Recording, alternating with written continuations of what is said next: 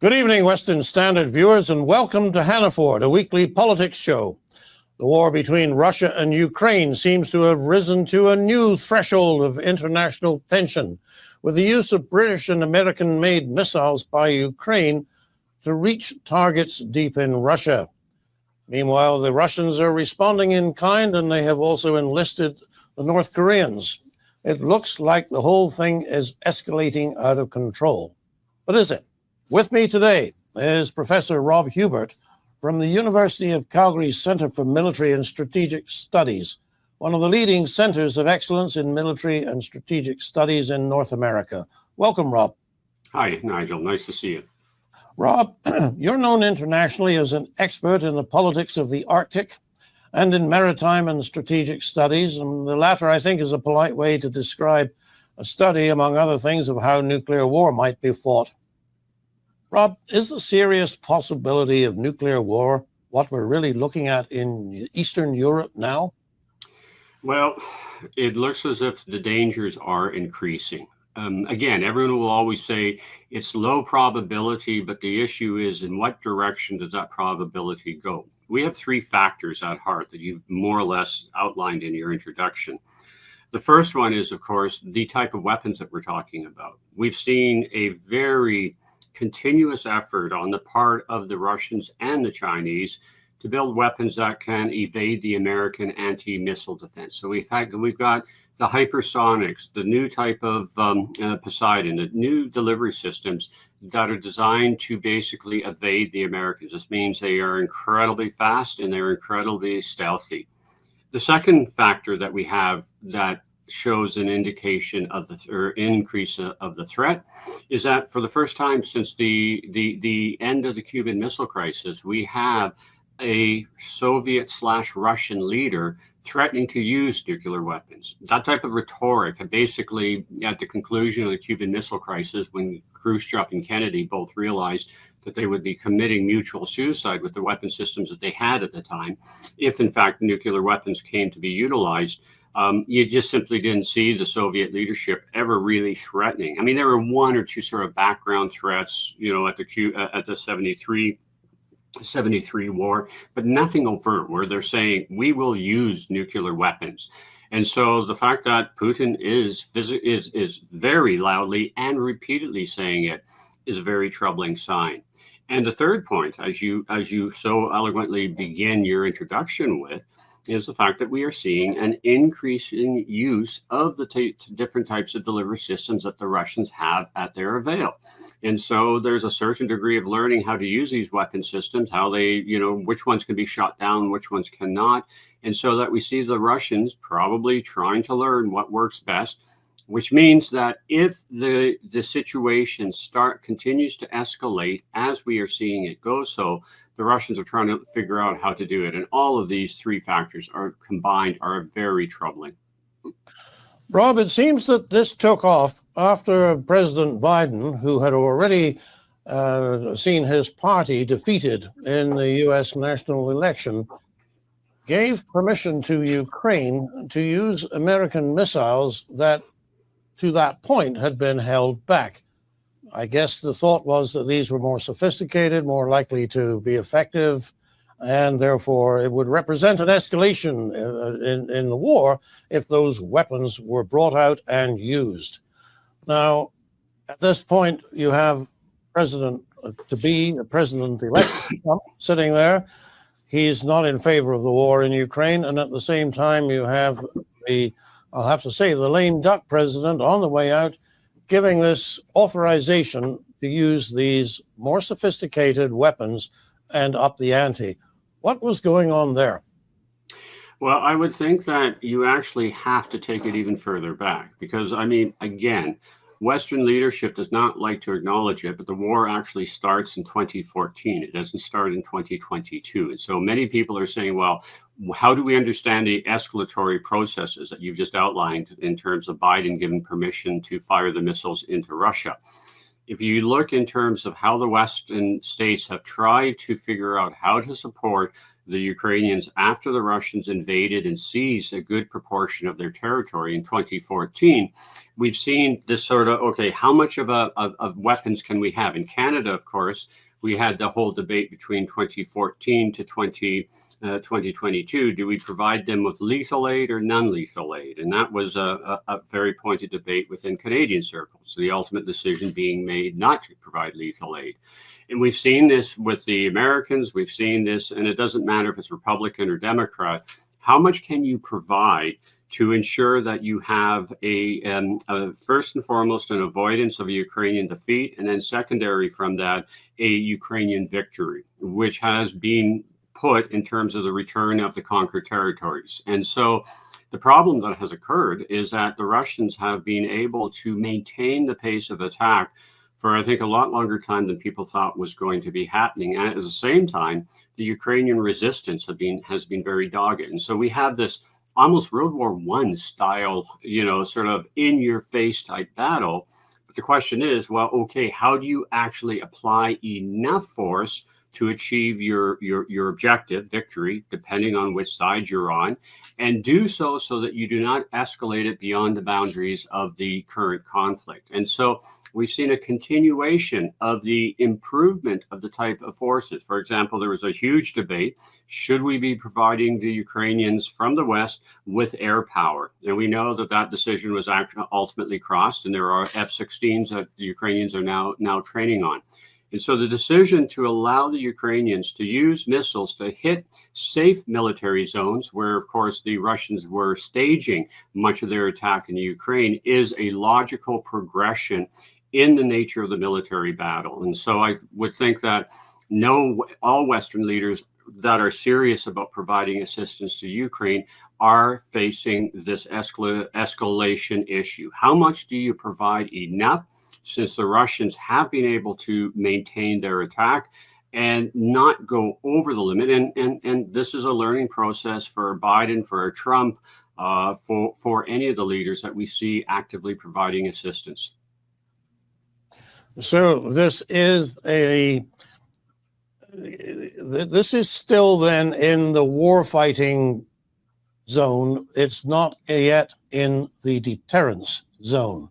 Because if they were talking about deterrence, they would do something dramatic to make a point. Am I correct in that?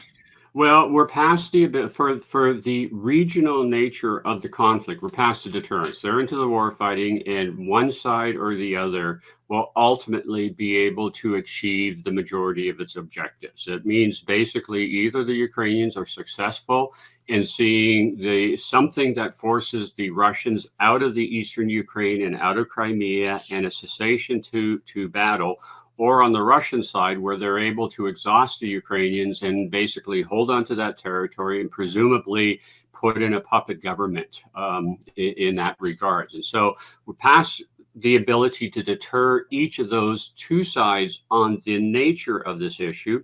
And so we're in war fighting. The question of deterrence then goes to what the great powers are doing with their nuclear weapons. And in that context, we're still in deterrence. In other words, we haven't seen the Russians actually make good of any of their threats that they both have stated, and the policy changes that they have for their nuclear doctrine, which is to increase the threshold of or decrease the threshold for when they feel that they can utilize the weapons. That deterrence is still in play here.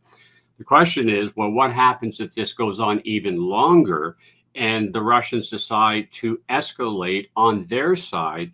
And then that's the question of, well, does Putin make good on his threats in some capacity to use nuclear weapons? And at that point, deterrence breaks down considerably. It doesn't go away. It could still be a situation where the Americans, British, and French, who all have nuclear weapons, still deter from utilizing them against the Russians, and the Russians deter from utilizing it against the NATO countries. But again, everything is in flux right now. Excuse me. Yes, it is in flux. And one other thing we haven't mentioned so far is the arrival, reportedly, of North Korean troops in theater. The initial report was 10,000. I have seen other reports that I haven't seen confirmed that it could be as many as 100,000. obviously that's a significant reinforcement to the Russian forces. Does this start to make, if you've got the North Koreans coming in on the Russian side, and we know they've been feeding ammunition to the Russians for some time. Meanwhile, you've got the United States and Great Britain and Europe feeding Russians into the Ukrainian side and authorizing their use. It's starting to look like this is no longer a struggle in Eastern Europe, but something that you could almost call a world struggle, not a war, because it's not happening in the Far East yet, or in the rest of Europe. But I mean, it's global implications here. Oh, absolutely. I mean, for your viewers that have a historical orientation, shades of the Spanish Civil War come forward again. We start thinking in the context of course, the Western support for the Republican forces, and we think of the German and Italian support of the nationalist forces, and how ultimately we saw a similar escalation of weapons. Remember, the Germans actually supplied direct bombers and fighters to the nationalist force in their fight. So again, over time, we saw that escalatory in the internationalization.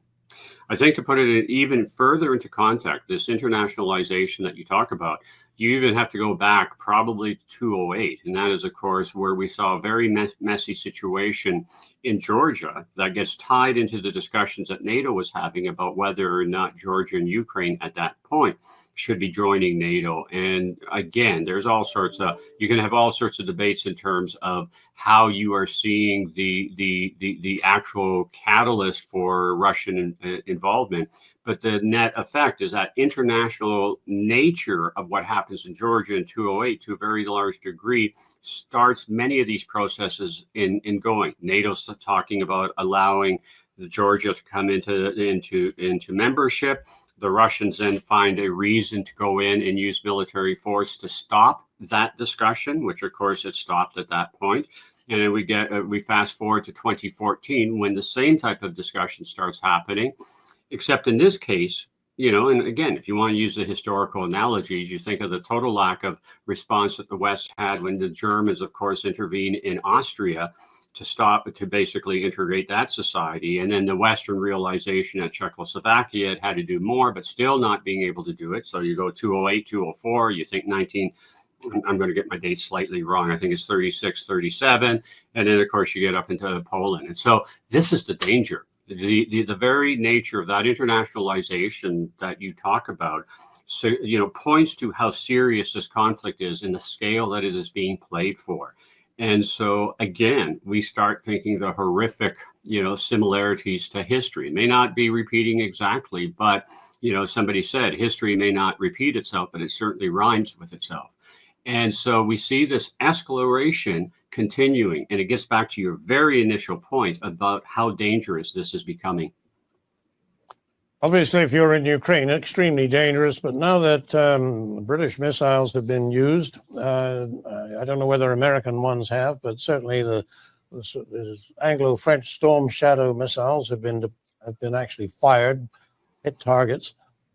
I mean, the possibility of some kind of hostile gesture towards Great Britain and to France is no longer off the table. Two things I think we need to really talk about. One is, if we're going to go into the history of this, the Tsarist policy in the 19th century and the 18th century was to have a string of essentially demilitarized states between themselves and Western Europe. In our own time, there are people, I mean, the French tried to invade Russia, did invade Russia in 1812. There are people alive today in Russia who would remember the German forces invading in 1941, 42. It seems reasonable to imagine how the Russians would feel more comfortable having a string of neutral states between them and Germany, and they see parts of Ukraine as being that. Now, the Ukrainians hate that idea, but first of all, we've got to come to what's the Canadian role in this. But is there any merit in believing that the Russians want to establish a zone of neutrality and then they'll stop?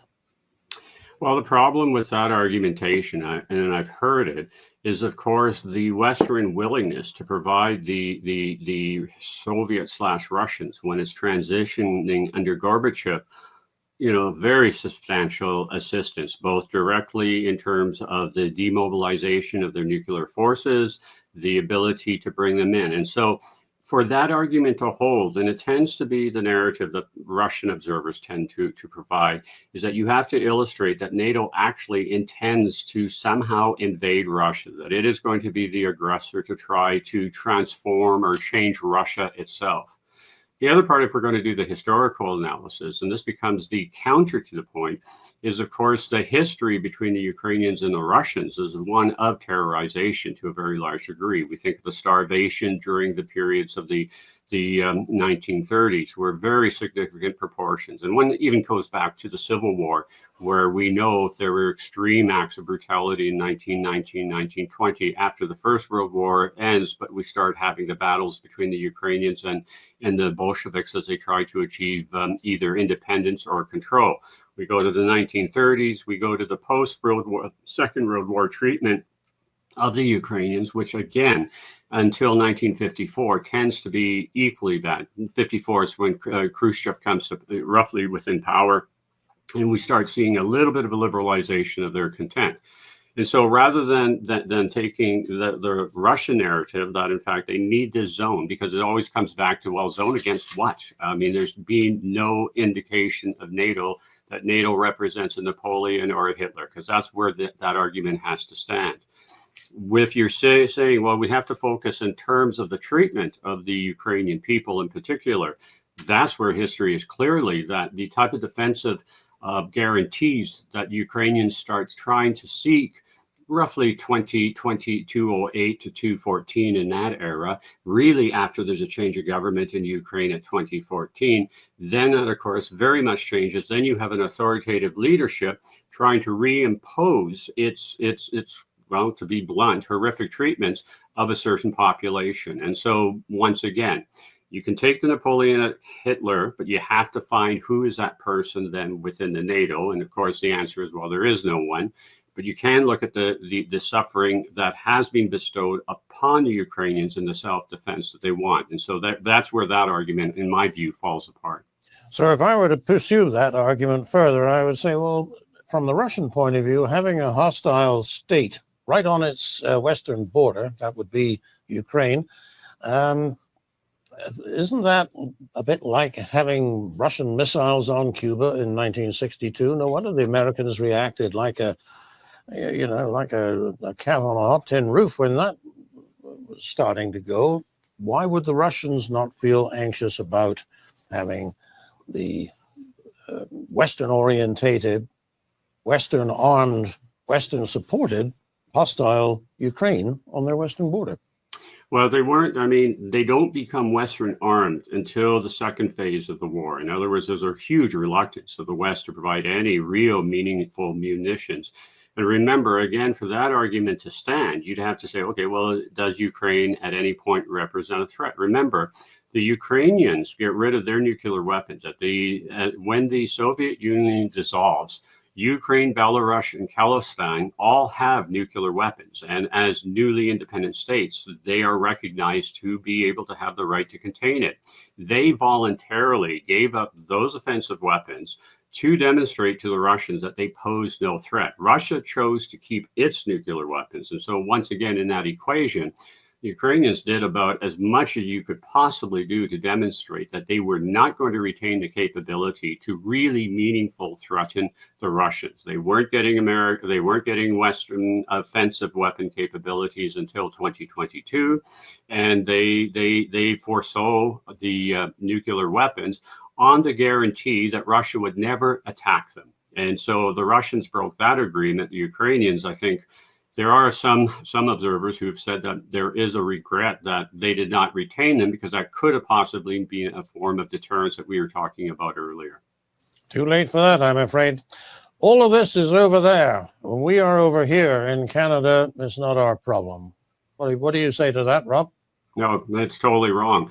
Since the development of the Cold War, Canada has played a critical role in the deterrence system. And the way that we have played that role is geography and our alliance with the Americans and subsequently with the Western Europeans.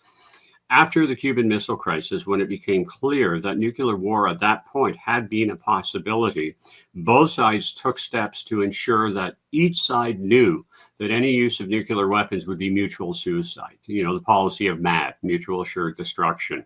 And so that the Russians and or the Soviets and the Americans developed weapon systems that could be launched to destroy the other side. They weren't about achieving military victory. They were about total destruction of the major cities and populations.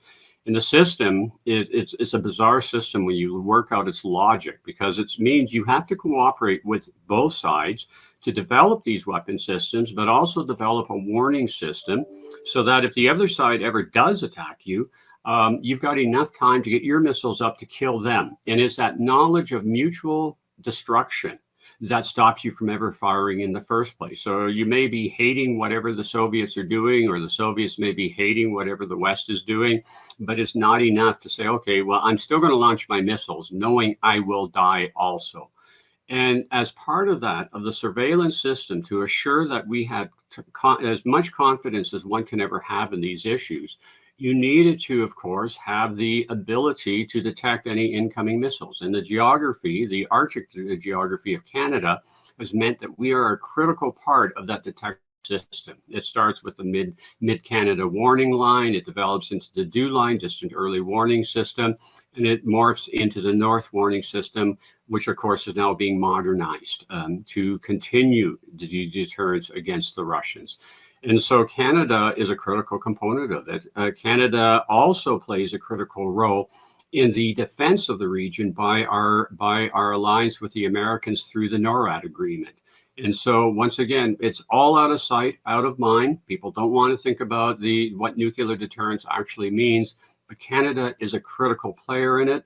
Our working with the Americans remains a critical element. And if you are going to deter the Russians from thinking about the possibilities that we are discussing here, you have to ensure that they totally believe you when you say, we're going to know anything you do, and we can therefore have the ability to respond within time, and we will not suffer a surprise. We will not suffer a defeating surprise attack. You may launch a surprise attack, but you're going down with us. And that's where Canada plays its role. I know, Rob, that in the past you have been consulted by the government of Canada on matters such as this. If you were to be asked now whether Canada is doing what it needs to be doing in this situation, and is there more that it should be doing, what would your advice be? Well, my advice is that we basically understood what is necessary. You can find it in both the security and defense statements of the Harper government. You can find it within the Trudeau government, read Strong, Secure, and Engage, and the recently announced defense update. All of them point to an understanding about modernization of NORAD, which is implicitly stating, yes, we get it. We have to play our role in terms of deterrence of the new weapon systems. And mention is made of hypersonics and other delivery systems. The problem that we've always faced is that starting from the point of Chrétien on, we haven't paid the piper. In other words, we understand it. The policy position, if you really read it carefully, if you read the standing committee, which is government led but includes the opposition parties, if you read the reports that come out of committee, both on defense and foreign policy, you'll see we understand it, we get it. The question is, though, what we've avoided for actually paying what we get. So if I was advising government, it would be, we got to pay for what we say we're going to be doing. Now, there are signs that we are starting to do that. There are significant indications that since 2022, we started taking serious about paying for the elements of NORAD modernization, that the wheels are now starting to be oiled because they've become so rusty, one could say, that this is starting to move. The problem is it in time? Because what we have to be mostly concerned with is, of course, that our enemies, and that is the Russians and presumably the Chinese on that, do not see us as sort of a weak link within the overall detection system. And equally problematic, we can't be seen as a weak link by our American allies. Regardless if it's a Democrat or a Republican, they can't be thinking that we are allowing a kink in terms of the detection system. And so therefore, to come back, I would be saying we've got to be really putting the full body press, and it has to be an ongoing effort. It can't just simply be some announcement of a defense minister getting up in front of an old F-18 saying, we've just spent $4 billion. Next subject, please. This has to be an ongoing rebuilding and modernization. You can say, okay, well, we got to meet 2%. 2% in my mind is a somewhat arbitrary figure that we have picked, but what it suggests is that we need to be doing more. We need to have a system that is using the capabilities of 2024, not 1985, because the last time we had a major update was 85. And so that's where we have to be going. We have to be getting the F-35s up and running. We have to be getting the new River class operational. We have to be talking submarines. All of this is extensive. All of this is expensive, but it fits into the ability to assure the enemies that we as Canada are not a weak link. We will respond accordingly. We're almost out of time, Rob. Let me ask you this one last question. In 6 months' time, is the situation going to look much the same, or does there come a point when it goes this way or that way? See, the problem with this is the difficulty of understanding at what point of the exhaustion scale are the Ukrainians and the Russians. There have been repeated suggestions that the Russian economy is on the teeter of collapse, but we've been seeing this discussion for some time. We've seen equal discussions that the Ukrainians are literally exhausted, both in terms of people and equipment. The problem is we don't know. We don't know what is happening behind the scenes, and that is always the difficulty of being able to bring any crystal ball forward. I think that it's going to really depend on what happens when Trump takes over, and the questions will surround in terms of the degree of support that he's willing to maintain to the Ukrainians, and whether or not, as some observers have suggested, his claims of ending the war in a day is basically forcing the Ukrainians to accept Russian terms.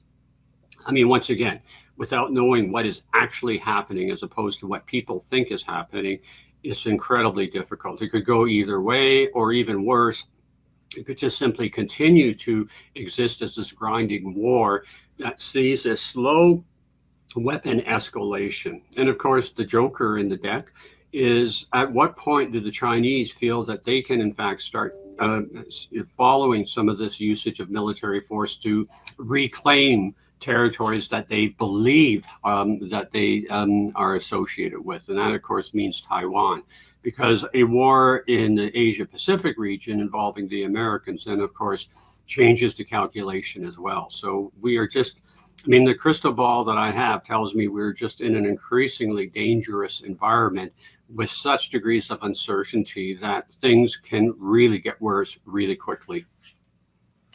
I was hoping you were going to give us something hopeful, Rob. Maybe that's not available just now. We'll have you back to talk about this again as the situation matures. But for now, I just want to thank you on behalf of Western Standard viewers for coming on and sharing the kind of information you would be sharing with government if they were to ask you. Rob, thanks very much. Thank you, Nigel. Of the Center for Military and Strategic Studies in Calgary. And for the Western Standard, I'm Nigel Hannaford.